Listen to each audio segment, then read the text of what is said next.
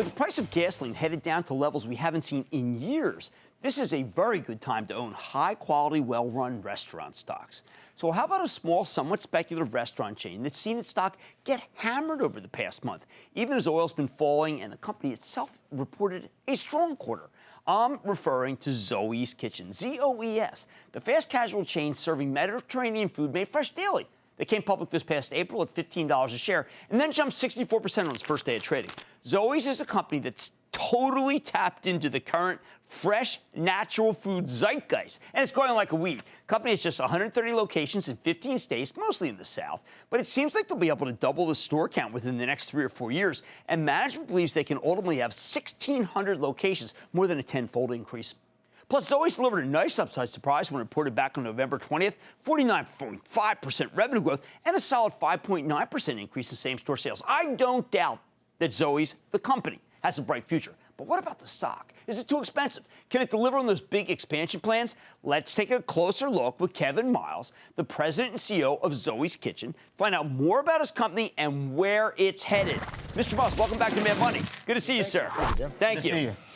You've done pretty well for a guy who started peeling potatoes at Luby's, didn't you? Yeah, that's exactly where I started. Right, and this is quite a difference. Luby's, I regarded it as a place that I went with my folks. I didn't know it was processed, or at least it was not necessarily made to order with the food coming in from the back like you guys do. Great. Describe to me the zeitgeist change in this country between when you started in the restaurant business and what you're doing now.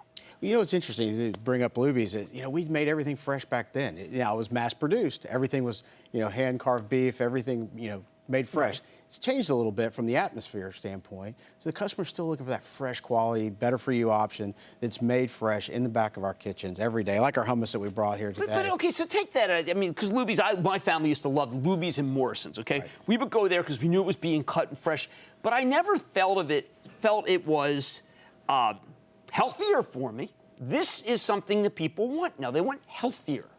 Correct. I think, customers are looking for transparency in the food. Yes. They're looking to know what they're eating. Whether it's, I think you saw today, McDonald's doing Clementines and their Happy Meals. Right. Mom wants to know what she's feeding her kids. She wants to know what she's putting in her body, what she's giving her family to eat today. So it's really about transparency and menu. It's not just about calories. It's about really nutrient-dense product and food that you're eating and consuming today. I think it's very interesting you use the term moms, because those who study your papers and all your things, it is the woman in the house that you're appealing to here. Absolutely. I think moms, my house, I've got 2 daughters and my wife, they make all the decisions where we're going to dine and what we're going to eat. And, moms are making 95+% of the decisions on dining decisions. It's important. Okay, now, you came from Baja Fresh. Mexican is a theme. Mm-hmm. And you see it. There's a lot of Taco Bell. It's Chipotle. There's just the Pollo Tropical, Pollo Loco. Mediterranean. Why isn't anyone else doing it? And is that possibly because it may not have resonance all over the country?